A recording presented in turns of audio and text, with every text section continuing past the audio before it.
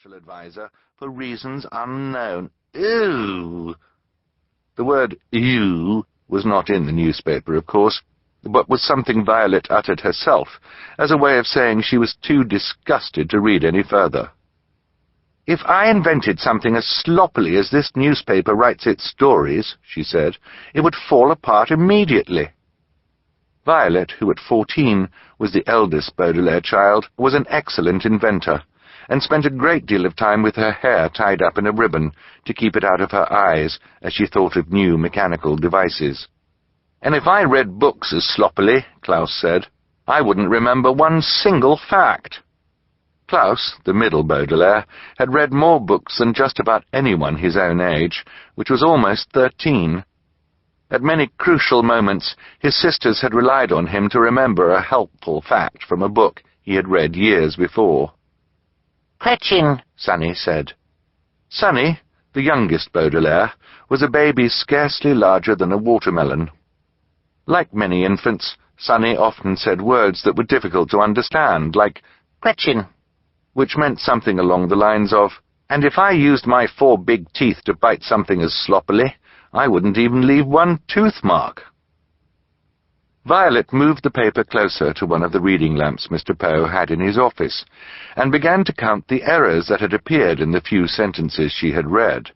"For one thing," she said, "the Quagmires aren't twins, they're triplets. The fact that their brother perished in the fire that killed their parents doesn't change their birth identity."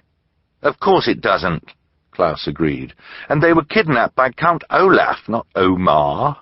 It's difficult enough that Olaf is always in disguise, but now the newspaper has disguised his name, too."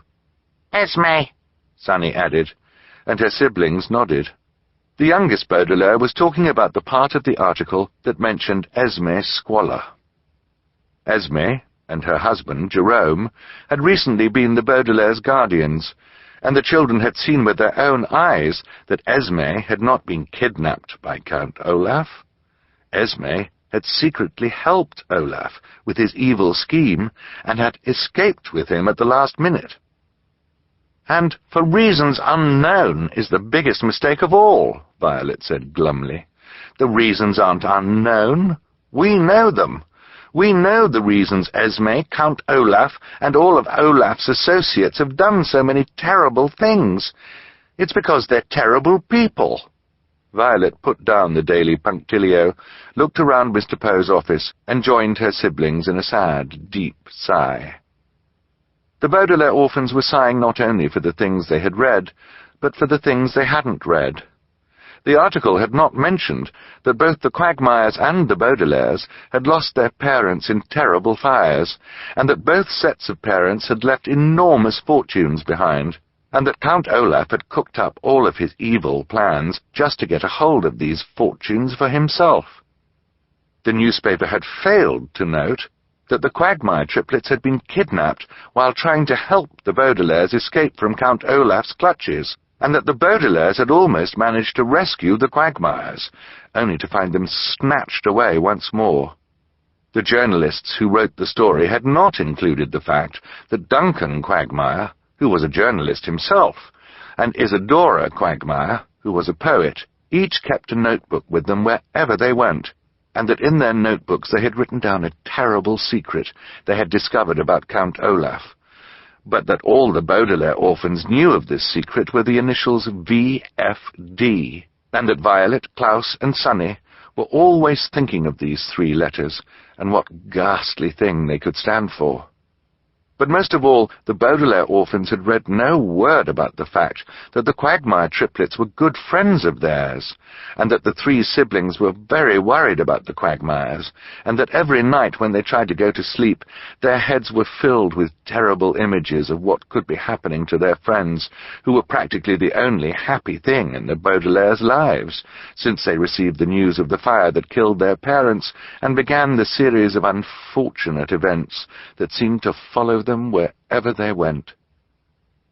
The article in the Daily Punctilio probably did not mention these details because the journalist who wrote the story did not know about them, or did not think they were important, But the Baudelaires knew about them, and the three children sat together for a few moments and thought quietly about these very, very important details.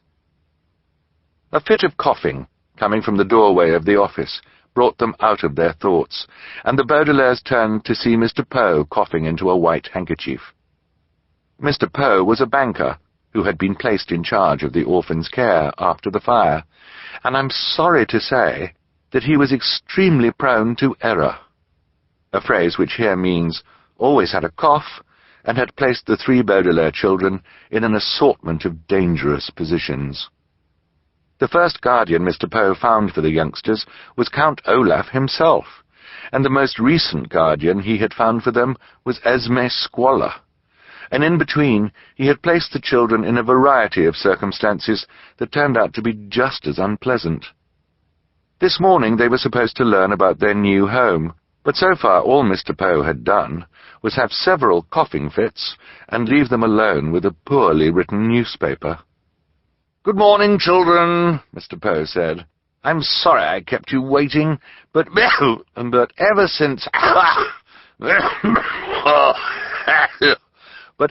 I was promoted to Vice President in charge of Orphan Affairs, I've been very, very busy. Besides, finding you a new home has been something of a chore." He walked over to his desk, which was covered in piles of papers, and sat down in a large chair. "I've put calls in to a variety of distant relatives, but they've heard about all the terrible things that tend to happen wherever you go. Understandably, they're too skittish about Count Olaf to agree to take care of you. Skittish means nervous, by the way. There's one more—" One of the three telephones on Mr. Poe's desk interrupted him with a loud, ugly ring. "Excuse me," the banker said to the children, and began to speak into the receiver. "Poe here." Okay. I thought so. Okay. Thank you, Mr. Fagin." Mr. Poe hung up the phone and made a mark on one of the papers on his desk. "That was a 19th cousin of yours," Mr. Poe said, "and a last hope of mine. I thought I could persuade him to take you in just for a couple of months, but he refused.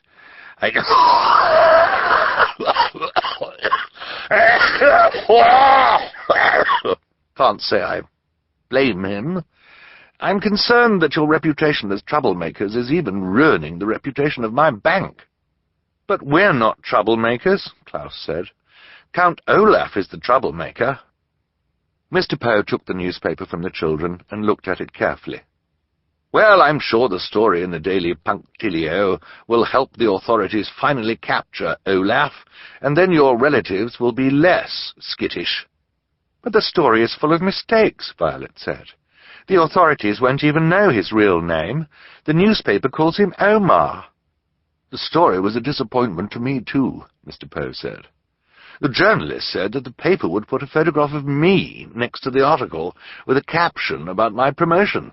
I had my hair cut for it especially.